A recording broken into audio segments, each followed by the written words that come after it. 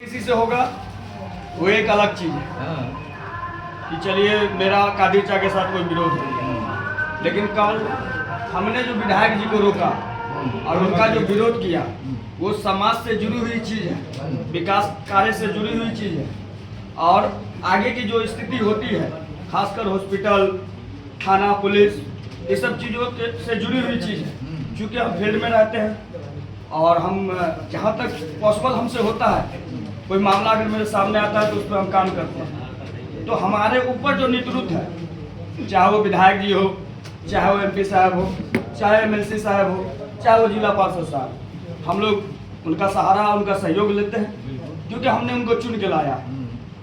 बहरहाल विधायक जी को हमने IGMS 2 घटना ऐसी हुई थी जिसमें पहले मैंने विधायक जी को फोन किया।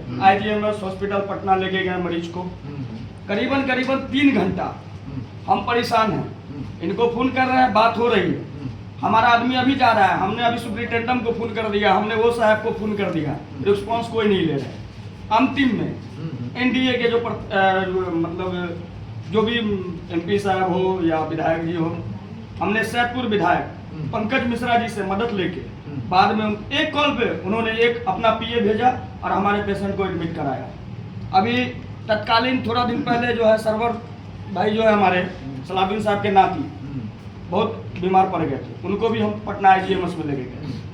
वहाँ भी यही स्थिति हुई, करीबन ही हमको 3 घंटा 4 घंटा घुमा दिए, पेशेंट की हालात बिगड़ती जा रही थी। इनसे कुछ हुआ नहीं, इनका पावर ओवर कुछ है नहीं, खुले शब्द में। अंतिम में दिवेश चंद्र ठाकुर उससे पहले ये बयान दिया था कि हम मुसलमान और यादव का काम नहीं करेंगे। उनका आक्रोश सही था मेरी नज़र में, क्योंकि आप जब जाते हैं वो नेता आपका काम करता है और आप किसी मान लीजिए NDA में विलय कर गए, नीतीश कुमार एक अच्छा CM है, ये हम गवाही दे सकते हैं, इसलिए क्योंकि बिहार में उसने विकास का काम किया है। भले ही अभी विलय वो जिस पार्टी से में है उसमें हम लोग अपना रुचि नहीं रखते हैं क्योंकि वो मुसलमान के खिलाफ काम करती है। बहरहाल मैंने उनको फोन किया, वो भी मेरा काम करवा दिए, पेशेंट मेरा एडमिट हुआ, माशाल्लाह ठीक भी हुआ और चले आए। उसके बाद रही ये विद्यालय से संबंधित भी मामला फंसा, ये पूर्व 2012-11 में भी फंसा, निर्णय निकला वार्ड 12 के लिए, वार्ड 12 से अभी तक में विद्यालय 20 सालों से चलते आया।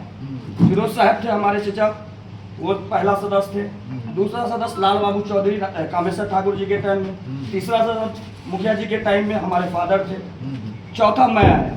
जब मैं आया तो मुझे लगा कि मैं शायद उस लायक हूँ कि शिक्षा व्यवस्था पर बात करूँ और इसको ठीक करूँ। मैं गया विद्यालय में, बात किया, मैंने एक ही चीज़ कहा, अपनी बात एक ही चीज़ रखा कि देखिए भाई, क्या स्कूल में आता है क्या जाता है उससे मुझे कोई माने मतलब नहीं। 8वीं क्लास तक की कक्षा है, 8वीं क्लास तक पढ़ाई अच्छे से होनी चाहिए, खाने का जो मेन्यू है वो खाना मिलना चाहिए बच्चों को। इस मामले में कोई भी कमी कोताही होगी बिल्कुल बर्दाश्त नहीं करेंगे। जो टीचर यहाँ के जो यहाँ पे नज़दीक में रहने वाले लोग हैं ये सब ईमानदारी से गवाही देंगे, तो मैं समझता हूँ कि कहीं झूठ और सच को साबित करने की जरूरत नहीं, यहीं पे हो जाएगा।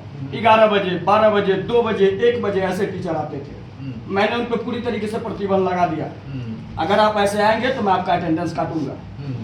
ये विरोध होने के बाद खलबली मच गई, डाइजेस्ट नहीं हुआ।